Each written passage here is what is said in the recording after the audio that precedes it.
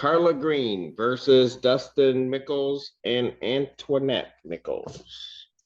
Your Honor, this is Darnisha Green, co-owner, and Carla's my wife. She's with her students. She's back with her students now.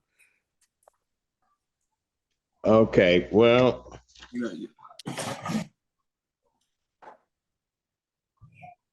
your name is not on here as plaintiff. So can you hear me? I'm on here. I just got to do what I got to do. Oh, okay, Ms. Green, you are on. Okay, all right, I'm on here. She was just speaking on my behalf because I'm on the wave with my students. I work with students with disabilities, and I've been on here for like an hour, but I didn't know it goes like this. Okay, all right. This is a termination case. And what's your reason for terminating? Is it a month-to-month lease? Yes, it's been a month-to-month lease since last February. Pardon? It's been a month-to-month lease since last February 24. Okay, and I see the 30-day notice. And sir, what's your position on being on the termination? I've been trying to find a place because like our lease, like she said, our lease has been up since, well, it says on the paper since 2/28/25. That's when the lease expired, but it expired last year, that day. But I've been looking for housing and stuff like that. But I came into this house out of a program through the Alpha House, which is through Hawk. And I was given Section 8, and then they took my housing voucher from me. And so like I've been trying to find somewhere else, but I have a big family. And so I've applied for 23 different places and I've been denied. And when you say somebody took your housing voucher, who took your housing voucher? I think it would be RPI. Okay. And with my family, when did that happen? It happened in November. And then the program agreed to continue paying the rent. While I looked for a place, and I tried to explain to them I can look, but since my family is so big, I have to have a certain size. And gotcha. I haven't found anything, sir. And the ones that I have found, I went to private landlords on Facebook, and a lot of those people are scamming. Well, but I'm just trying to understand this. Right now, if you try to move, you don't have a voucher. No, they took it from me, sir. Okay, because, no, I heard you. Just listen to my questions. I'm just trying to sort it out. Okay. And so the landlord in this case, Ms. Green, they haven't been getting anything paid on they haven't been getting anything. Is that? No. When you say no, am I correct in what I said? Or correct. Oh, okay, all right. I just wanted to make sure. So let me ask you this: if his voucher, because I don't understand why they removed your voucher, and I'm not going to be able to sort that through today. I'm just trying to figure out: are you terminating because he doesn't have the voucher any longer, and you're looking at the picture there? If he had the voucher, might this tenancy continue? At this time, I'm just done with the whole rent thing. I don't want to go through these court procedures and all that. They didn't get the voucher. You don't like coming to see me? Absolutely not. I'm not a court chick. Whoa.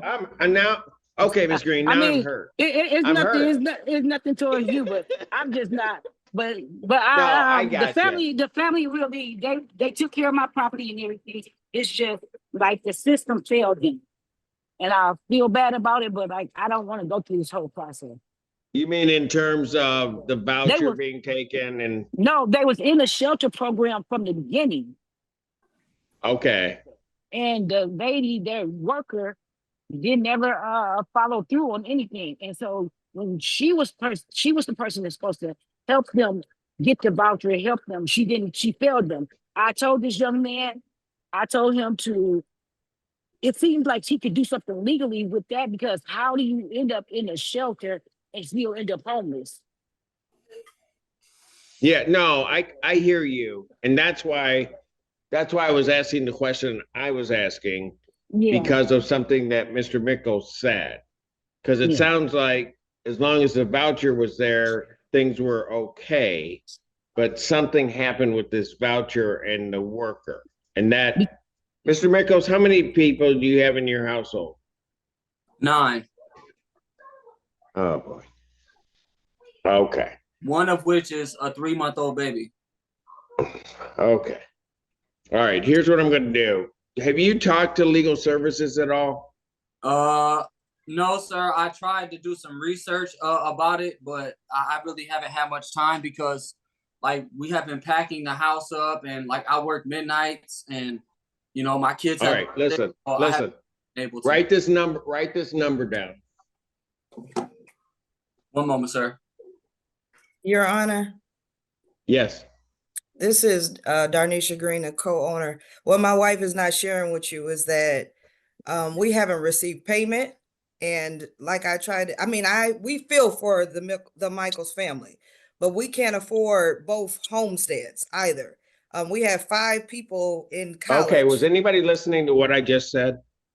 Yeah, you said contact. Here's what I'm indicating. I don't know if the reason I was asking is, could the tenancy continue if the voucher was there? I get the fact that there wasn't any payment.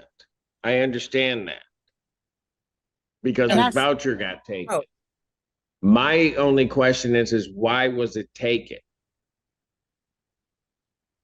Regardless to the fact we want possession of our property. All right, you need to put your name on the case because I'm just, Well, Okay. Carla, you I need got a to, family. because I'm the Okay. one No, paying the ma'am, bills. ma'am. Okay. My court. Ju- This is the way it works. I Okay, understand, will but let I'm you going in talk, default. I'm going into but- default on my bills. This is a Okay. ripple effect. Okay, Your Honor. Ma'am, I'm I gonna kick you understand. out. I'm gonna kick you out of my proceeding. Bye. She Kick finna her. log off. Bye. Kick her out. She's gone.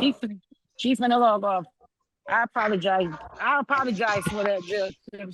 I apologize, but You let her know she does not address me that way ever. okay. I apologize. She just upset. She's putting her daughter to She can be hard as work. upset as she wants. I'm just going to ask the questions that I've asked. I've got somebody with 9 people in this household. Okay, but I've I got can't you take not care of getting my paid. family. Right. Yeah. And I get it. March 28th, I'm going to adjourn it out 1 week, let them contact legal services. Because here's what it is, Ms. Green, and what the problem's going to be. If he's got 9 in the household, I mean, it's going to be a bad situation all around, or can be, because I don't know a place that's going to be able to take 9. And so he's going to have a voucher to get himself out. And so I want to So give a in the chance for him meantime- to try to talk. I want to give a chance to have him talk to a lawyer to see why they terminated the voucher. All right. And then sort of work from there. Okay. Did I give him the number? No, But what I'm Okay. trying to Yeah. tell you, Judge Simpson, whether he get the voucher or not, I want my property. No, I I'm a- got you. But if that happens, it's going to be he can potentially move, but I've got to give him the opportunity to look at why the voucher was taken. Okay. Okay. All right. Sir, here's the phone number. Okay. All right. Area code 734-665-6181. 665-6181. Yes, sir. Okay. Okay. All right. And so give that number a call. Let them know that you had a voucher, that you no longer have it, Okay. and that you're unsure as to why. And then let them know that your current landlord is terminating your tenancy, but that you've got this large family and you're trying to move it. Okay. Okay, and let's see where that gets us. So I'm gonna set this for March 28, 2025 at 3 p.m. That's an in-person hearing, so folks, you need to be here. Okay. Okay. All right. Thank you. All right? Thank you. Your Thank, Honor. thank you. And the other woman will not be allowed in my courtroom ever again, either in person or via Zoom. It will only be Carla Green that will be permitted. All right? So you can let her know that too, ma'am. Okay. Thank you. Thank you. 4 weeks later. Court does call the case. You versus Carla Green versus Dustin Mickles. State your names. Carla Green. Antoinette. Dustin. All right. All right. Where are we on this, folks? Because, I filed the proper paperwork. well, I don't know that you did. Okay, so here's the problem. I don't think that I have subject matter jurisdiction over the case, and let me just explain it so everybody knows what I'm talking about. In order for the court to obtain subject matter jurisdiction over the case, I have to have a proper notice to quit. When we were here, and I kind of explained it the last time that we were here. When we were here the last time, you were indicating to me that you gave them a notice to quit on the case. I didn't have it in my file. And I kept asking you, well, when did you serve it on them? Because I think they were saying they hadn't gotten a notice to quit.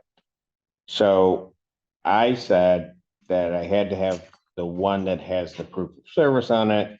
And I adjourned it out to give you an opportunity to correct that. Because if it had been served, it was. So you filed with the court a notice to quit. And importantly, on the notice to quit that you filed, it says that they had to move by February 28th, 2025. And that you served it on them March, as I'm looking at it here, March 10th, 2025. Is what it looks like to me. And it says it's served by first class mail. Assuming this document to be true, I don't have jurisdiction over the case. And in fact, I'll just say this, this document, if that's the March 10th date, it can't be, because you can't tell someone they have to move by the 28th of February and not give them notice that they have to move until March 10th. The only way that this notice, as it is signed by you, can make sense is if it were served on them on March 10th, they would have until April 11th or April 10th in which to move. So when I look at the face of the documents, this notice is invalid. With the dates that are on here, it can't be true. I additionally went with that notice to quit, had this file, had the police officer do it the correct way, because that's what I was told to do from this court. The notice to quit. You said that I had to show proper paperwork of me serving them the correct way. So the first time I served them was January. And we went through this the last time. You gave me, and when you were talking about the police officer serving, that's the service of the summons and complaint. That I don't necessarily, as I'm looking at it, have a problem with, that they would have received a summons and complaint from the court. They would have had an officer or somebody show up to serve that. That I'm not having the issue with, and that's what I was trying to explain at the last hearing. Because the document you handed me, that you were talking about that. What I told you was the notice to quit. I didn't have a copy of when it was served on them. Gave you the opportunity, you said you did, I gave you the opportunity to correct it. I'm not sure what date it was received, but the document that was received by the court is a notice to quit to recover possession of the property. I will say two things about that. First of all, it doesn't match the top portion of that notice to quit does not match what I have in the file, which leads me to believe that it's not the document that was served on them if it was served. Then even aside from all of that, and so in reality, it's not a valid notice to quit. But even aside from all of that, if I were to say, give me the benefit of the doubt, I'll just look at it, I'll take the dates. You can't give somebody a 30-day notice, tell them to move by February 28th, and not tell them until March 10th. Your Honor, I think it's a misunderstanding. I served them a notice to quit on February 28th because I'm following all the court steps. She said, first of all, you have to file a notice to quit yourself. And then if they don't move, you come to court, you file this paperwork, and then you come to court. So I served them, correct? No, you don't get the question. What are you saying? You have to give me a proper service here. And I don't have it. I don't know what that notice to quit. You keep saying that you gave them one. I don't know what it says. Because your two notices to quit are different. The one that you gave me just recently is different than what was attached. The top portion is different than what was attached to the complaint that was filed. One is typed, the other is handwritten. It says move by the 28th, but the way it works on a 30-day, I tell you, if I were to give somebody right now a 30-day notice today, the 18th, I would say if I serve it on somebody today, Your Honor, I served it on January. just don't interrupt me. April 18th, I would give them until May 18th to move. Correct. Your notice, on the other hand, says you have to move by February 28th, but I don't tell you that until March 10th. That's the second. Can't work that That's way. the second notice, Your Honor. The first notice, they told me to serve it. You have to have a 30-day notice to quit. I served them the 30-day notice to quit January the 28th. So they had till February the 28th to move. Then why don't I have a proof of service that it was given to them on January 28th? I don't have that. I told you to come back, and usually I wouldn't do it. Usually I would have kicked this case the last time. You kept telling me that you had it. I see a notice. I don't have the proof of service on the notice to quit. I gave you an opportunity to correct. What I got Your Honor, is an impossibility. Your Honor, what you got is what the court told me to do. They said file a 30-day. You're not going to blame the court. The court didn't tell you to do this, because I think this is a falsified document if you want to really get down to it. Because the notice to quit that I have in the file is typed. The notice to quit that you gave me is handwritten. It can't be the same. I don't want to accuse you of providing false documents to the court, but that's certainly what it looks like. And secondly, the date, as I indicated, and I will say, you can smile at me all you want, but I'm going to tell you right now, if I think you filed a false document, you're going to get a show cause, and you're not going to like what happens. Am I clear? The document that you gave me is a factual impossibility. You cannot tell somebody to move February 28th and serve them on March 10th. It can't happen that way, because you're telling them to move after the time that you told them to move. You can't do it. That's what's in this file.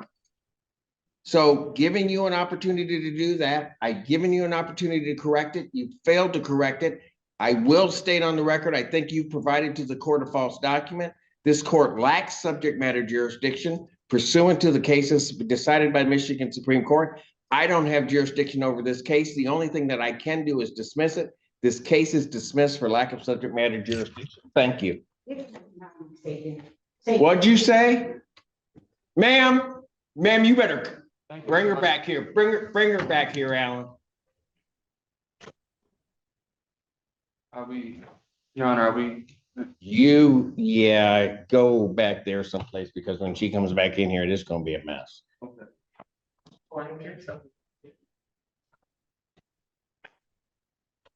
Don't go out into the hall yet. Call security down.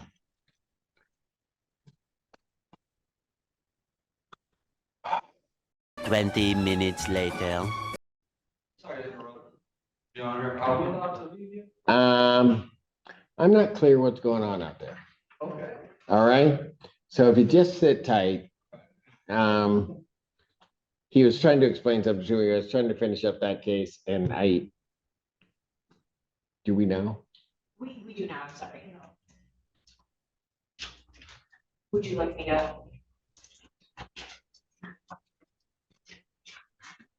Well, no, because I don't know what's going on out there.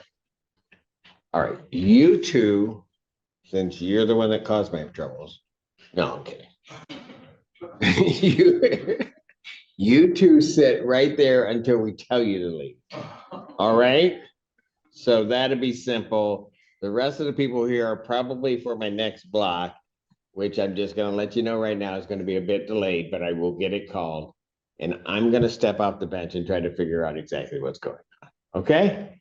Thank you, folks. Court's gonna stand in recess.